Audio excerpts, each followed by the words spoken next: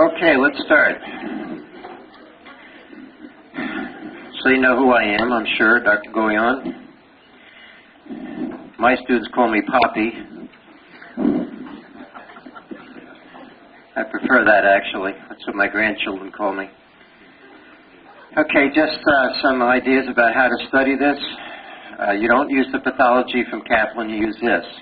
Okay, that's why you got it for. That's why you came.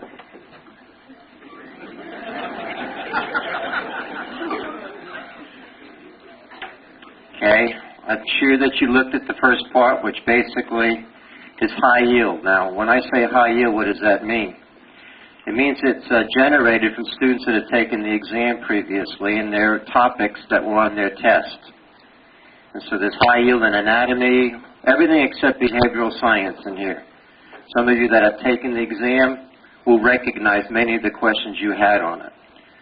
Many people that have taken the test that have gone through these high yields have seen quite a few questions on their test.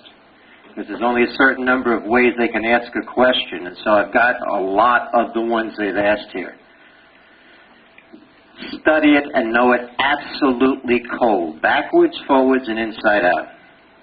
Okay, that's probably the most important thing there. There's even more high yields in the actual book itself. So that's very, very, very important that you go through the high yields. I can't believe that some people that have taken this course did not go all the way through the high yield, and then I saw them again the next time. Okay, I said, did you go through the high yield? Well, not really.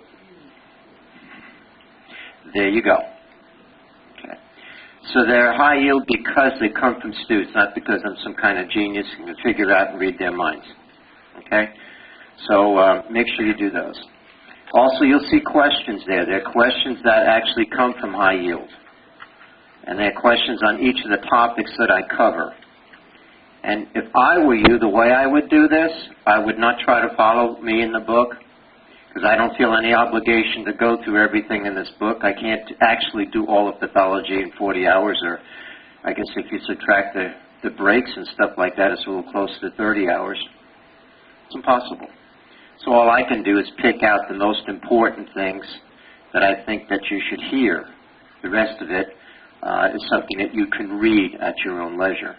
My suggestion is to listen to me and not write. You don't have to write a single thing. Everything you need to know is in there.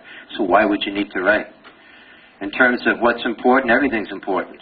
So, forget the underlining because you need a paintbrush. You start at the top and go straight down, okay? I mean, to underline an individual thing. Guys, these notes took 25 years to put together over time. They're dwindled down to the absolute quintessence. I mean, it's like an espresso, I mean, you can just maybe have a little drop and you're already fixed, okay? It's got it all there. So there's no reason to underline anything. Everything's important. There's no reason to look at it while I'm talking because you're going to do one or the other. You're going to either look at it or you're going to listen. You can't do both. My suggestion is to listen. And then what you do at the end of the day is you go through the questions that I have on that subject. And you have answers to them. Okay? If you can answer those questions, then there's no real reason to go and read the notes, is there? And so that's how you do it. You listen carefully and attentively. Then in the evening or during breaks, you start trying to answer the questions. Okay, there's 300 and something of them there. There's quite a few questions there. And that's how I do it. I also gave you, people always asking about pictures. I can't give you my pictures because they're all copyrighted. Okay, some of you don't understand copyright. You think anything you can just copy. Okay, you can't. Okay. And so I took Robin's textbook. Most people have that pathology book, 6th edition, and you got an extra handout that goes through the page and the illustration of the picture in the Robin's textbook that could potentially be a picture like it on the exam. For those that are interested in they've got to have pictures. Okay, well, I looked all the way through Robin's and I picked out their best pictures of things that have been on the exam, not the exact picture. The ones that they usually put the exact picture, the ones I have, because they come from existing pathology sets. So you even got that. Okay, so I think, let's see, anything else in there? That's about it. That's what I would suggest that you do. All right? Now, we break every 50 minutes for exactly 10 minutes. I have a little clock there. When that 10 minutes is up, I start. I don't care. I could be talking to you. I will stop in mid-sentence, and we will begin. Okay? We've got to have some kind of order, otherwise you get up, sitting up here all day answering questions instead of lecturing. Okay? In terms of the questions that you may want to ask me, please limit it to the stuff that we're talking about. Not about your grandma with this disease or that, okay? That's not what we're here for. Okay, not about even part 2, okay? Not even about part 2. We're here for part 1. Okay, so limit the questions to what we're talking about now. Okay, and that way other people can get an opportunity to ask a question. Probably shouldn't be a whole lot of questions because I think it's pretty clear stuff. But whatever. That's the way we work it, okay? Please, no questions during class. I mean, obviously, with this many people, with probably 800 different dialects here, okay, it would be very difficult to be able to answer those questions. So you save them until the breaks. Usually I come in a little early during the lunchtime, when we come back, maybe 15 minutes before it starts. I stay maybe 5 or 10 minutes after 5 o'clock. We go all the way to 5. And you should get your questions answered. But most of the questions that you would have are answered already in the book. I've heard every single question that has been asked. So I anticipate them, and so most of the time it really won't be necessary. Okay? So that's it. Ready to go? Okay, let's start up. If we could just have to press this. Okay. Cell injury is the first topic. It's very important. Key issues in cell injury deal with hypoxia, getting into things like carbon monoxide poisoning, cyanide poisoning, and things of that nature. And probably the next biggest thing would be apoptosis is a hot topic right now, and free radicals, so we'll go through those. And then growth alterations. That's big time. Okay, atrophy, hyperplasia, that kind of stuff. So those are the things we'll concentrate on in this chapter. First thing is terms. When I said hypoxia, the first thing that should have come through your mind is inadequate oxygenation of tissue, which is basically the same definition as shock. Okay? Now then remember, why do we need oxygen? We need oxygen for the oxidative phosphorylation pathway. That's where we get ATP from. That's in the mitochondria. In fact, it's specifically in the inner mitochondrial membrane is where the electron transport system is called oxidative phosphorylation. Remember, the last reaction is oxygen to receive the electron. So oxygen's an electron acceptor, as you recall. Protons are being kicked off that electron transport system, eventually end up going back into the membrane and forming ATP. It's just that simple. That's why we need oxygen. So basically it all boils down to we need oxygen for ATP. Okay? And the ATP is mainly generated in the mitochondria. Pretty simple concept. I know you haven't had biochemistry. You fortunately have the best biochemistry teacher around, Dr. Hansen. She's the one that wrote the notes on biochemistry, and I think they're pretty good. All right, some oxygen terms. You need to know oxygen content. You may have had this from PASO already, since you did respiratory. This is important because it's important for you to understand what carries oxygen. Okay, and this formula actually goes through that. Well, you forget the number. That's irrelevant. It's the hemoglobin, which is the most important of the three things, times the oxygen saturation, which a lot of you don't understand, plus the partial pressure of arterial oxygen. Okay, so these are the three main things that carry oxygen in our blood. Hemoglobin, and then on that hemoglobin, the oxygen attached to the heme group, that's called oxygen saturation, and then the amount of oxygen that's actually dissolved in plasma, that's the partial pressure of arterial oxygen. Okay? If you want just a visual of what oxygen saturation is, this is a red blood cell. Remember, there's 4 heme groups. Iron has to be +2, if you recall. If it's +3, cannot carry oxygen. And so if all 4 heme groups on hemoglobin are occupied by oxygen, on every one of the red blood cells, the oxygen saturation is 100%. So it's the oxygen in the red blood cell attached to the heme group. That's oxygen saturation. That's what you measure with a pulse oximeter. The partial pressure of oxygen is the oxygen dissolved in your plasma. Okay. So how does the oxygen flow? It flows from the alveoli through the interface. It dissolves in the plasma, increases the partial pressure of oxygen. That's what this is. It diffuses through the red blood cell membrane and attaches to the heme groups on the red blood cell, on the hemoglobin. That's your oxygen saturation. So you should therefore understand that if the partial pressure of oxygen is decreased, what has to happen to the oxygen saturation, please? It has to be decreased. Because where did it get its oxygen from? The amount that was dissolved in plasma. That should be perfectly obvious to you. Okay? So those are your terms, guys, that you must know to understand tissue hypoxia. Okay, one of the first causes of tissue hypoxia is ischemia. This is another definition. Ischemia, recall, is a decrease in arterial blood flow. Not venous, arterial. Now, the most common cause of ischemia is a thrombus in a muscular artery, because that's the most common cause of death in the United States, a myocardial infarction. That's a classic example of ischemia. Got a thrombus that's blocking arterial blood flow, producing tissue hypoxia, right? And so that's the most common cause of ischemia, is a thrombus in a muscular artery. But how about a decrease in cardiac output for whatever reason? A hypovolemia, cardiogenic shock, would that qualify as tissue hypoxia, as ischemia? Sure, because you have a decrease in arterial blood flow. Okay. The second most common cause of tissue hypoxia is hypoxemia. There's a lot of books and a lot of students think that hypoxia and hypoxemia are the same. No. Hypoxia is the big term. Hypoxemia is a cause of hypoxia. They're not the same.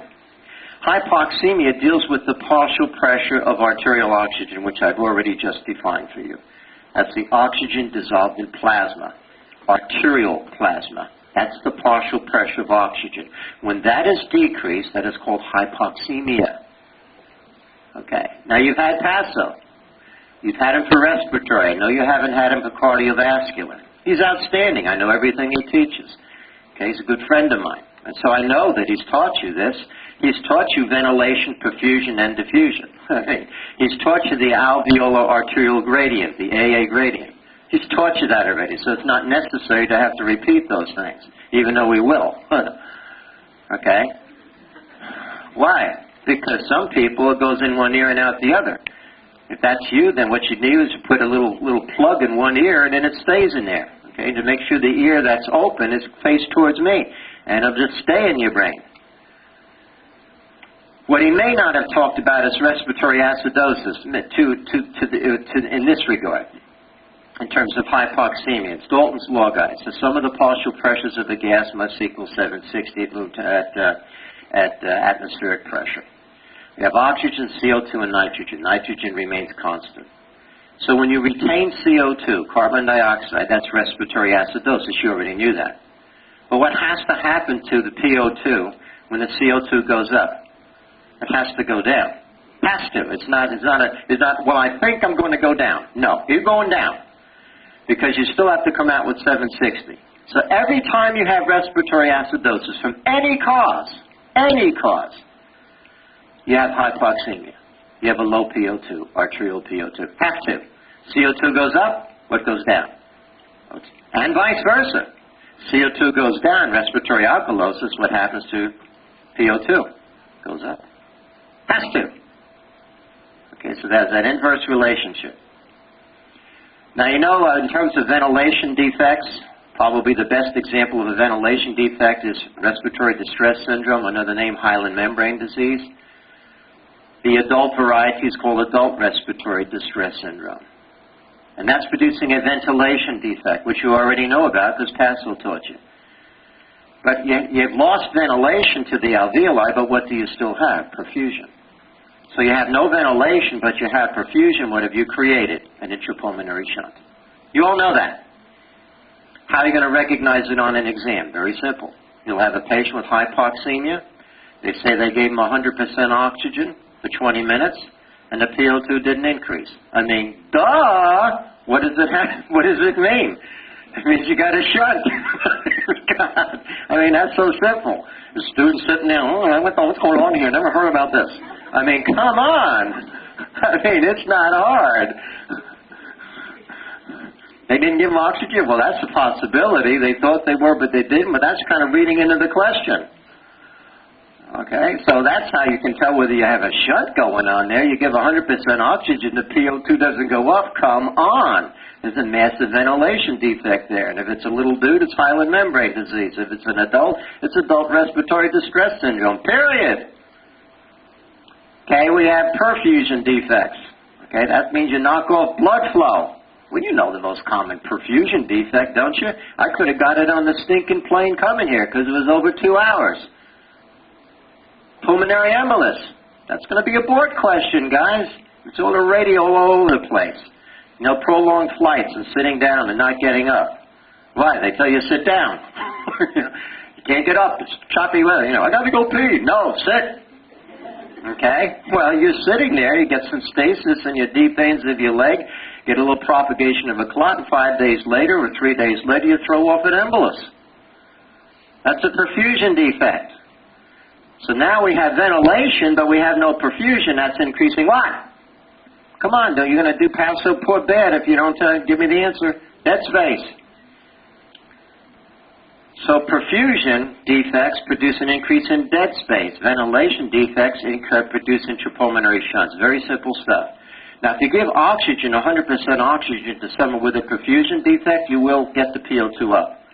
Why? Because not every single vessel in the lung is not perfused, so other areas of the lung can make up for the difference. So that you can easily separate then a ventilation from a perfusion defect by giving oxygen, 100%. If it doesn't go up, it's a ventilation defect. You got intrapulmonary shunting. If it eventually increases, then you know you got a perfusion defect, a dead space problem. The third thing is a diffusion defect. That's where you have something in the interface that oxygen can't get through. Like what? Like fibrosis. Probably the best example is sarcoidosis, a restrictive lung disease. Oxygen has enough trouble getting through the stupid membranes. You put fibrosis there, it really has a problem. Where you have pulmonary edema. How's oxygen going to get through all that crap? Can't. So you have a diffusion defect. Or just plain old fluid, like in heart failure. You know, when you get that initial dyspnea in a patient with heart failure because you've activated the J as in jerk, J reflex, innervated by the 10th nerve. When fluid or anything innervates that J receptor, what happens is you get dyspnea. Okay, that's kind of like you're trying to take a breath, but you can't take a full breath. That's because you stimulated the J receptor and you can't take that full breath and it produces dyspnea. That's because you have fluid in that interstitium of the lung and are irritating the J receptor. That's a board question too. Everything I've said so far is on boards. Okay, so these are the 4 things that produce hypoxemia. Okay, all of which you already know, I think. But I'm just putting it into a different context than maybe Dr. Passo did. We're not done with hypoxia yet. You can have hemoglobin-related problems causing hypoxia. Okay. Of course, anemia would be a classic one, wouldn't it? And if you looked at oxygen content, then they said, what would you expect in a patient with anemia? And one of the classic things that students always fall for is a decrease in PO2. They think that you have hypoxemia when you have anemia. Of course you don't. Don't you have normal gas exchange in a patient with anemia? Sure. So the PO2 should be normal. The oxygen saturation should be normal, but what's decreased? The hemoglobin. That's what anemia is. You still have normal respiration, so the PO2 is normal, the oxygen saturation is normal. Common mistake. But boy, you got a 5-gram hemoglobin, you don't have a whole lot of oxygen to give to tissue, do you? Because you have decreased hemoglobin. You might have a normal oxygen saturation, a normal PO2, but you only have 5 grams of hemoglobin. You ain't carrying a whole lot. So you have tissue hypoxia. That's why they have exertional dyspnea when you have anemia. Exercise intolerance, because you have tissue hypoxia from a decrease in hemoglobin. Then we get into our little friends carbon monoxide and methemoglobinemia. Carbon monoxide's on every board, you all know that. You just have to recognize how they're going to present it. Well, the big one is usually a heater in the wintertime. These little room heaters oftentimes have combustible material in them, and you can get carbon monoxide from that. You're in a closed space with a room heater. That's a favorite one that they ask. Automobile exhaust, of course, is another one, but another big one's a house fire. In fact, there's two things that produce tissue hypoxia in a house fire. One is carbon monoxide poisoning because of the fuel of the combustible things. The other one's cyanide poisoning because upholstery is made out of polyurethane products. Okay, when there's heat, you get cyanide gas given off. So patients that come out of house fires commonly have both carbon monoxide and cyanide poisoning. That's very important. So you get 2 for 1. Now remember, carbon monoxide is very, very diffusible. It has a very high affinity for hemoglobin. Okay, but this oftentimes also causes confusions with students. Okay, what does it mean? Basically means that the problem is going to be oxygen saturation is going to be decreased because it's sitting on the heme group rather than oxygen. I mean, you can recite for me 210 times greater affinity for hemoglobin, and then you don't know what it means. What it means is it's sitting on the heme group instead of oxygen. That's what it means. That means oxygen saturation is decreased. Period. That's the only thing that's decreased. Hemoglobin is certainly normal. It's not anemia. And the oxygen and the PO2, the amount dissolved in oxygen dissolved in plasma, are totally normal. The problem is that when it diffuses into the red blood cell, carbon monoxide sitting on its place. It's like someone taking your seat during a break, and you come back and someone's there. All right. Every time you see that happen, from now on, you say, "Hey, you're carbon monoxide. I'm 100% oxygen. I'm displacing you now." Okay. So then you get 2 for 1 for that. You know how to treat it with 100% oxygen. You know that if someone's sitting in your seat, it's decreasing oxygen saturation. And then, unfortunately, you recall that when you have a decrease in oxygen saturation, you have clinical evidence of cyanosis. You all knew that, too. When they say cyanosis, basically what they're saying is that you have a decrease in oxygen saturation. That's what gives you cyanosis. Well, why don't you see that in carbon monoxide poisoning? Because of that red pigment. That cherry red pigment masks it. That's what makes it such a hard diagnosis to make. The most common symptom, that was on board, is headache. That's the first symptom of carbon monoxide poisoning, is headache. It's all in your notes. Okay, methemoglobin is very interesting. I think it was unfair the way they asked it the first time. Lately, they've been asking the DAP zone question. First, what is methemoglobin? It's iron +3, not +2. So if iron is +3 on the heme group, then oxygen can't bind to it. So the only thing that's screwed up with methemoglobin poisoning is oxygen saturation again. Okay, and it's because the iron's +3 rather than +2. But oxygen saturation's decreased. If you're lucky, they may give you a history in a patient with methemoglobinemia that they draw blood and it's chocolate colored. That's because there's no oxygen on the heme groups. The PO2 is totally normal. The hemoglobin concentration is totally normal. It's the oxygen saturation. So in other words, the seat's empty, but you can't sit in it, okay, and stay there because it's +3, okay, not +2. That's why red blood cells have a methemoglobin reductase system. Okay, you'll find out where that's located in biochemistry, but it's basically right where you make NADH, about halfway down in the glycolytic cycle.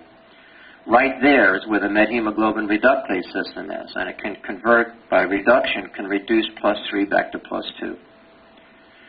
The question, there's two questions that they use for methemoglobinemia. One was a dude coming out of the Rocky Mountains, and he was cyanotic. They gave him oxygen, and he was still cyanotic. I guess you have to just really read in between the lines, because that's all the history they give you. Probably drinking water up there in the mountains, and the water oftentimes up in the mountains is loaded with nitrites and nitrates. These are oxidizing agents, and what they do is they oxidize hemoglobin, and so the iron becomes +3 rather than +2. The tip-off was the fact that giving oxygen didn't correct the cyanosis, okay? And you had to arrive at the fact that it was probably a methemoglobinemia, and then they wanted to know what the treatment was, which is IV methylene blue. An ancillary, but not the primary treatment, is vitamin C. Vitamin C, you recall, is a reducing agent. But that's not your main treatment. It's intravenous methylene blue. The most recent one for methemoglobinemia was Dapsone. Dapsone, as you know, is used in treating leprosy. It's in your high yield. Don't worry about it. You'll see it. Dapsone. Dapsone is a sulfa drug. Sulfa and nitro drugs, guys. Sulfa and nitro drugs do two things. I want you to tie this together. One is they produce methemoglobin. Two is that they have the potential for producing hemolytic anemia and glucose 6-phosphate dehydrogenase deficiency. So when they talk about hemolysis and G6PD deficiency, they're talking about oxidizing agents, okay, causing an increase in peroxide, which destroys the red blood cell. And it's interesting, the same drugs that can produce hemolysis and G6PD deficiency are nitro and sulfa drugs, okay? And they're also the same kind of drugs that produce methemoglobin. So it's possible when you have exposure to Dapsone or Primaquine or trimethoprim sulfamethoxal or nitro drugs, nitroglycerin, nitroprusside, whatever, you can have a combination of a hemolytic anemia, G6PD deficiency, and methemoglobinemia because they're oxidizing agents. Do you understand that? Okay. Very common, by the way, to see methemoglobinemia in HIV. Why? Great board question. Come on. Because they're on trimethoprim sulfamethoxazole for treatment of what? Come on. Pneumocystis carinii. There you go. So what is the potential complication of that therapy, please? Methemoglobinemia. Right? That's an integration, guys. That's the kind of stuff the boards is made up of. I feel so sorry for the boards people, don't you? Not really. More. Okay. It's all in your notes. The more you read, the higher the score. Pretty simple. The less you read, the lower the score. Very, very simple. Straight log. Straight up. Guaranteed. Okay. Get through the notes if you can. Okay, and then we have shift curves, and I'm sure Paso went through this, so oftentimes they're in biochemistry. What kind of curve do you want? Outside of the plate. No, we're talking left and right shifted curves. What kind do you want? You want a right shifted. You want to have hemoglobin that has decreased affinity for oxygen, so it wants to release oxygen to tissue. That's what you want. Okay, what's going to make it go that way? Well, that famous compound, name it, 2,3-BPG, bisphosphoglycerate. Okay, what else? Fever does. What else? Low pH, which is acidosis. Right shifts the curve, that is correct. Okay, now what about, what's another thing that does that was recently on boards? High altitude. When you go into high altitude, it right shifts your curve. So you'll have a respiratory alkalosis. You have to hyperventilate in high altitude. Because why? You just told me a little while ago. What did I say happens when you decrease CO2 respiratory alkalosis? What happens to PO2? It goes up. Isn't that what happens when you're at high altitude? And then what else happens? You right shift your curve because high altitude causes an increase in synthesis of 2,3-BPG. That was a board question.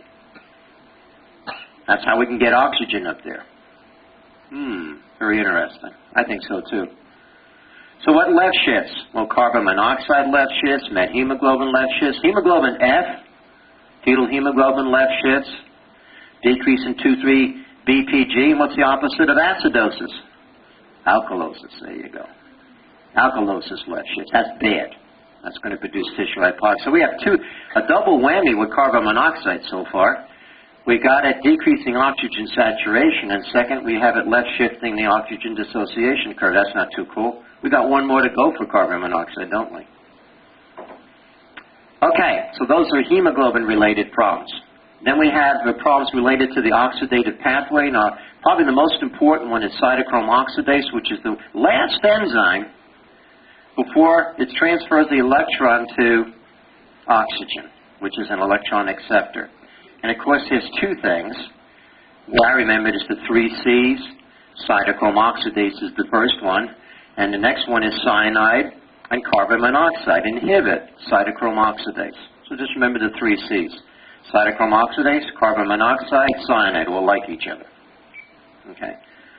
So we have a third thing for carbon monoxide producing tissue hypoxia. It blocks it blocks cytochrome oxidase. So it decreases O2 sat, so you can't carry a lot of oxygen. Less shifts your curve, so even what little you carry, you can't release. Okay? And then if you were able to release it, okay, it'd go to the end there and say, come on, electron. And no electron comes to it because you blocked the cytochrome oxidase, and the whole system shuts down. You are screwed. Okay, so that's why carbon monoxide is such an important board question. Uncoupling you'll get when in biochemistry. Basically what it means is the ability for the mitochondria and the inner mitochondrial membrane to synthesize ATP. What's happening is that the inner mitochondrial membrane is permeable to protons. You only want protons to go through a certain hole in that membrane.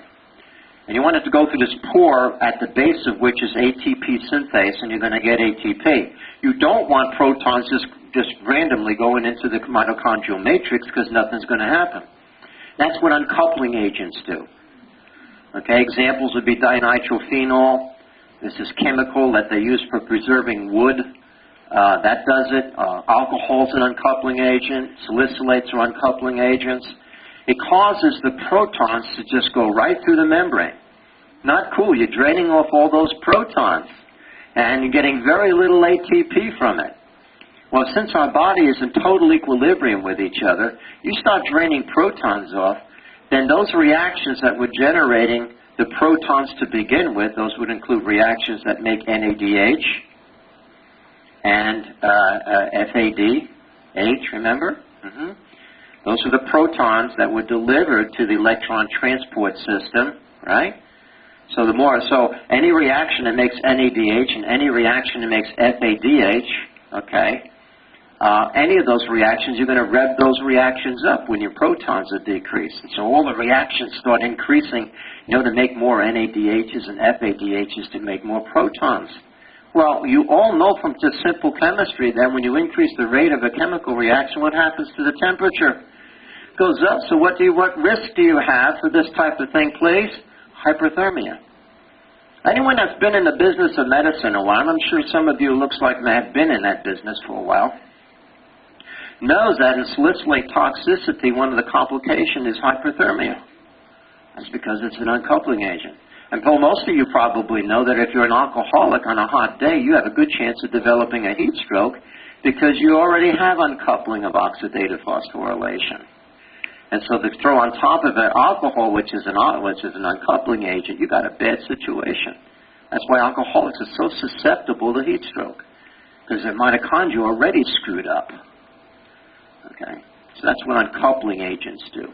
Very interesting thing. And then arterial venous shunting, we won't mention that. So these are all the causes of tissue hypoxia. We started with ischemia, then we went to hypoxemia, respiratory acidosis, ventilation defect, perfusion defect, diffusion defect, hemoglobin-related things, anemia, carbon monoxide, methemoglobin, left-shifted curve, problems with cytochrome oxidase and blocking it, carbon monoxide, cyanide, and uncoupling agents. All those produce tissue hypoxia. All right, very important that you know those. Those are just absolute key things on boards, absolute key things. So let's see if you learned anything. Fill in the blanks. Respiratory acidosis, what happens to hemoglobin? Let's assume it's just acute respiratory acidosis. Nothing. What's going to happen to oxygen saturation? Decrease it. And what's going to happen to the partial pressure of oxygen? Decrease it. Okay, so you're going to decrease both oxygen saturation and PO2. Why is oxygen saturation decreased? Because PO2 is decreased. Okay, anemia. What's the only one of these three things that's going to be affected? Hemoglobin. Oxygen saturation, PO2 is normal. How about carbon monoxide and methemoglobin? Does either of them have an effect on hemoglobin concentration? No. How about oxygen saturation? Yes. How about PO2? No. Very good. How do you treat carbon monoxide poisoning? 100% oxygen. How do you treat methemoglobinemia? IV methylene blue. What else can you give as an ancillary treatment? Ascorbic acid. You got it. First concept finished. All right. Now let's see what happens when you have a decrease in ATP, because you have tissue hypoxia, okay? Well, the biggest thing of these three things, and probably the only one, well, two biggest things, is that you have to go into anaerobic glycolysis. Now, I know you haven't had that yet, but anyone in this room that doesn't know what anaerobic glycolysis is in big-time trouble, okay? Remember, the end product of anaerobic glycolysis is lactic acid. Pyruvate is converted into lactate. Why? Because of an increase in NADH. So you need to make NAD, because you're going to need the NAD to feed back into the glycolytic cycle so you can make 2 more ATP. You want to know why you have to use anaerobic glycolysis when you have tissue hypoxia? The answer is your mitochondria is the one that usually makes all your ATP, except there's one place you can get 2 ATP without going into the mitochondria. And where is it? It's an anaerobic glycolysis, which every cell can do, including RBCs. So you're surviving on 2 ATPs per glucose for your ATP if you have tissue hypoxia, because your mitochondrial system is totally shut down. If there's no oxygen at the end of that electron transport system, you're screwed. You can only get 2 ATP without having to go through that system by anaerobic glycolysis. So what's the good news? The good news is you get 2 ATP. Okay, what's the bad news? You get a buildup of lactic acid in the cell and outside the cell. You all know that you have an increased anion gap metabolic acidosis of tissue hypoxia. I mean, that's a given. You know that. And that's lactic acidosis from anaerobic glycolysis. But within a cell, it does havoc. An increase in acid in a cell will denature proteins. Okay? In other words, the structural proteins of a cell, denaturing it is not good. That's altering its configuration. It's screwing it up. And in terms of enzymes, it denatures them too. So that means that the cell can't even auto-digest itself anymore because its enzymes have been destroyed because of the buildup of acid. That's called coagulation necrosis, guys. So when you have tissue hypoxia, one of the things that can happen within a cell is coagulation necrosis, which is one of the types of necrosis that you need to know, of course. And when you look at coagulation necrosis from a gross point of view as opposed to a microscopic point of view, that's termed infarction. Okay, so that's where we're going with that eventually. So a buildup of acid, lactic acid in a cell produces what type of necrosis? Coagulation necrosis, that's correct. Okay. Second thing that happens when you lack ATP is all ATPase pumps are screwed up. Why? Because they run on ATP. That's the power. How do muscles work? ATP. How does everything work that needs energy? ATP. And we have these pumps. And we have a sodium-potassium pump. You already know about this pump because there's a certain drug that blocked it. It's called digitalis. And we block that, put that pump with digitalis to allow sodium to go into the skin, into the cardiac muscle to open up what? Calcium channels so that you can get an increase in force of contraction. Am I correct? Isn't that what you learned in pharmacology? Yes or no? Okay. So sometimes you want the pump blocked. Okay. Sometimes you want to enhance it. Okay. But at any rate, if there's no ATP, then what happens is sodium can get into the cell. Well, who does sodium always bring with it? Water. And so you're going to get cellular swelling. Now, that's reversible. It won't kill you. They get swollen up a little bit, you know. Just have some pretzels with a lot of salt tonight. Okay, you'll be a little swollen in the morning. Little eyelids will be all kind of fused shut. I mean, you're not dead, are you? You're just kind of swollen up. Okay? That's the one they like the most on boards, is this pump. So when you have a tissue hypoxia, they can give you any scenario they want from the ones that we just discussed for tissue hypoxia. What's going to be happening in that cell? It's going to be swollen up. Why? Decrease ATP. So sodium goes into the cell. Now all you got to do is get oxygen back and it'll pump it out. All that excess solid sodium and water, and the cell goes back to normal. So it's totally reversible. Okay, so I think of these three things, the two most important one is that in tissue hypoxia, the cell has to undergo anaerobic glycolysis, and of course the mature red blood cells doing that all the time, because the mature red blood cells don't have mitochondria. And so that's the main energy source right there. So that's a normal thing for red blood cells. It says, hey, I'm just in heaven. Okay, I'm just doing what I normally do, anaerobic glycolysis. Okay, but in other tissues, they don't like that. They'd rather have the whole thing going from pyruvate not into lactate. They want it to be going into forming citrate and go into the TCA cycle. They want the citrate to go out into the cytosol, make some fatty acids. They want the whole shish kebab, not lactic acid. Okay? All right. So these two things are the most important things in terms of tissue hypoxia and what happens. So we said that cellular swelling. Of course, they give names in this in pathology, but they don't on boards. They just say cellular swelling. They don't use the terms like hydropic degeneration, crap like that. I mean, that's just junky stuff. They just say cellular swelling. In fact, they try to use very, very little things that give away answers. Okay, so, all right, because in most of your courses you had to memorize everything, right? Hydropic degeneration, you know, all these anchovy paste abscess. You know, you're never going to see that crap. You're not going to see that stuff on this test. Not a chance in God's green earth. No way. They're going to take all those little crutches that you use away from you and just describe them and not actually use those names. Courvoisier sign, the palpable gallbladder with carcinoma in the head of the pancreas. Forget it. Okay, there's going to be a guy with painless jaundice and a palpable gallbladder and light-colored stool. They're not going to say acolic stools. No, no, no. They're just light-colored. And you have to come up with the fact there's carcinoma in the head of the pancreas. Okay. If you knew it was Courvoisier sign for the palpable gallbladder, but it ain't going to help you on the boards. Okay. Now, a cell without oxygen, now that's coffee. Starbucks makes coffee. Anything short of Starbucks is not coffee. Okay. It's just colored water. All right. Now, you can prove me wrong by bringing me some of your national brands, and I'll taste it and I'll be able to check it, but we'll see. I've had some good stuff from some Costa Rica. Somebody gave me some of their Costa Rica. Oh, food, that was wonderful. I mean, my hair went up. This is good stuff. It's actually legal. All right. You don't have to worry about shipping it into the country clandestinely. I mean, woo, just give it to me. There's Mountain Dew for the little kids, and there's that kind of coffee for us. Whoa. All right.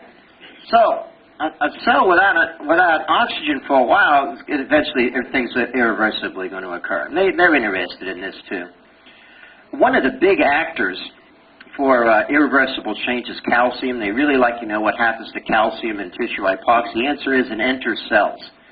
Actually, there's a pump, just like there's a sodium-potassium ATPase pump, there's a calcium ATPase pump also. And so what happens is if ATPs decrease, calcium now has easy access to the cell. And when it's in a cell, it's unbelievable. It activates all these enzymes. It activates phospholipases in the cell membrane. That's not cool. It's going to cause damage to the cell membrane. It's going to activate enzymes in the nucleus. That's not cool because you're going to end up getting nuclear pycnosis and eventually the nuclear chromatin just plain disappears.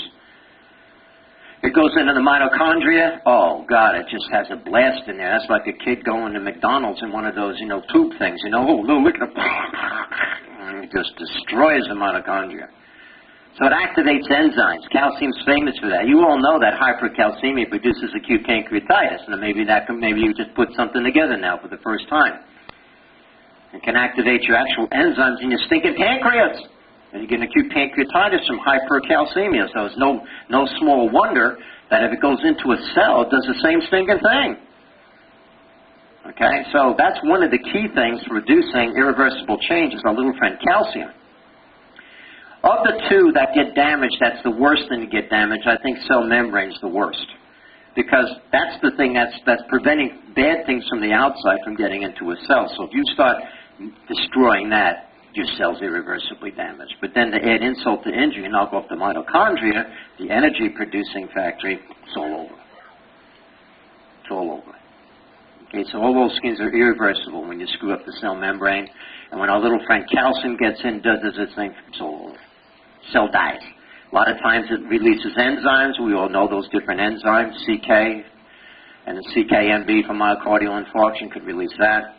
Could release transaminases in hepatitis, SGOT or ALT, or AST, ALT, those kinds of things. Amylates and pancreatitis, those kinds of things can get released when that tissue, that cell dies. Okay? So that's that concept. Two others, and we're away from tissue hypoxia right now, is free radicals. Free radicals are very important. This little, we'll slip it up over here, is showing a liver in a person that has this kind of brownish pigment. It's very commonly seen in older people when their organs undergo atrophy. This is called lipofuscin, the so-called wear and tear pigment. Now you can't look at that and tell me that's lipofuscin without history, because that could just as easily be hemosiderin and hemochromatosis and hemosiderosis. It could easily even be bilirubin. So you would need more information to be able to say that's what it was. But what I'm basically saying is that when you have free radical damage, one of the end products of that is lipofuscin, because certain things in a cell are not digestible, and those include lipids. And so that's what lipofuscin is. It's lipids that you just can't break down all the way. Now, what is a free radical? Okay, a free radical is a compound that has an unpaired electron in its outer orbit. Well, that's not cool. That makes it very unstable. Okay, that means it's going to damage something because it's just not all there. You know, if we have an unpaired electron in our brains, what happens? We do crazy things, you know. And so it's going to damage things. Now, interestingly, what are we breathing right now? Oxygen. Oxygen can be a free radical. No. Yeah. You give someone 50% or higher oxygen for any period of time, they're going to get superoxide free radicals. Is that bad? Oh, yeah. Oh, yeah. Ever heard of reperfusion injury? You know, when we give our tissue plasminogen activator for somebody that has a coronary thrombus and we try to dissolve that thrombus, and we do most of the time, and oxygenated blood goes back into that damaged cardiac muscle. Have you ever heard of the reperfusion injury? Do you think that maybe involves oxygen-free radicals? Oh, yeah. It really does a job in those injured cells and knocks some of them off. Mm-hmm. And then if you know about kids with respiratory distress syndrome, they can end up with oxygen-related free radical injury. They can go blind. Okay, the oxygen-free radicals can destroy the retina. That's called, that used to be called retrolental fibroplasia. Now it's called retinopathy of prematurity. It also can produce damage to your lungs. It's called bronchopulmonary dysplasia, where you get fibrosis in your lungs. And you have chronic crippling lung disease from that. Oh, no, so it's not good. So oxygen's a free radical. And then water in our tissues can be converted into hydroxyl free radicals. Now, that's what ionizing radiation does. That's not UVB light. That's non-ionizing radiation. When you get radiated for a cancer, you get hydrolysis of water, you form hydroxyl free radicals. And they can produce mutations in those tissues, and you all know that a complication of radiation therapy is cancer. Most common cancer in radiation, please? Leukemia. Mm-hmm. So that did it because of free radicals, hydroxyl free radicals. Iron loves to make free radicals. It has a reaction called the Fenton reaction. That's what makes iron overload diseases so dangerous, because wherever tissue iron's located, you're going to get hydroxyl free radicals, and they're going to damage that tissue. If you got it in your liver, you're going to get cirrhosis. You have it in your heart, you're going to get restrictive cardiomyopathy. You get it in your pancreas, it ain't going to work anymore. And you're going to get malabsorption, and you're going to get diabetes. So we'll take this story up after our 10-minute break.